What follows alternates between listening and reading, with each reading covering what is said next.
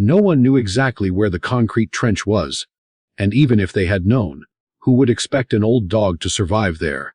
Especially through the night. The concrete had been poured on Friday.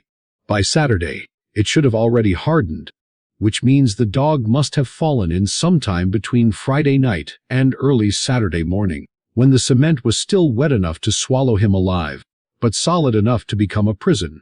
The cruelest part of this story is not the concrete itself. It is the silence. He did not scream. He did not howl.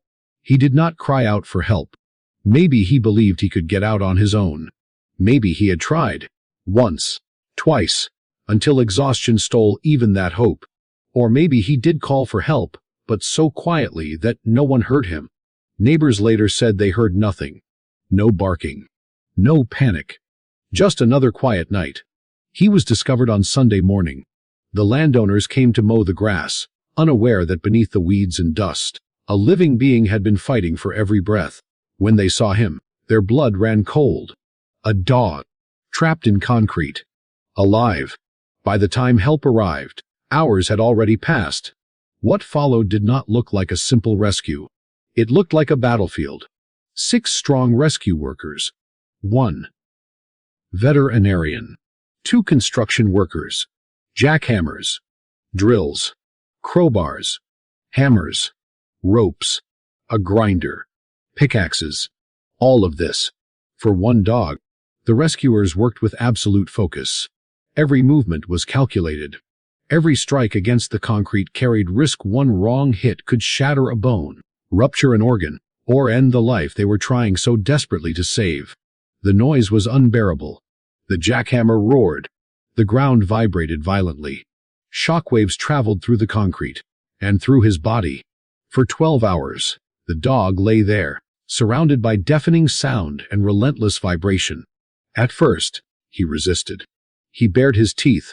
He growled. Fear turned into instinctive aggression. But slowly, something changed. With every layer of concrete removed, the pressure eased. The pain lessened. The air reached him more freely. And he understood. These humans were not hurting him. They were freeing him. He stopped resisting. By 9 in the evening, both of his hind legs were finally released from the concrete's grip. But the worst was still to come. His front right leg was trapped deeper than anyone expected. It disappeared into the ground, swallowed completely. Encased. Immobilized. There was no margin for error left. The rescuers paused. Someone joked nervously, trying to ease the tension. "How much concrete do you think is still on him?" They weighed the broken chunks. 47.5 kilograms. No 43. No 43.5. The numbers did not matter. What mattered was the word everyone was thinking but no one said out loud. He was stuck. Truly stuck. Some of the rescuers admitted they had never seen anything like this before. Dogs trapped in resin, yes. In tar, yes. But in concrete, never. This was a first. And firsts are terrifying. Finally, with painstaking precision, the last section of concrete gave way. Silence followed. No broken bones. Not a single fracture. A miracle. But freedom came with a price. His limbs were numb, swollen, barely responsive. Parts of his skin were damaged. Stress overwhelmed his body. Still, compared to what could have happened, these were small wounds. Because he could have died there. Quietly. Unnoticed. When the concrete finally released him, exhaustion took over. His body collapsed not in defeat, but in surrender. He had survived. It was past midnight. The rescuers stood there, drained, covered in dust and sweat.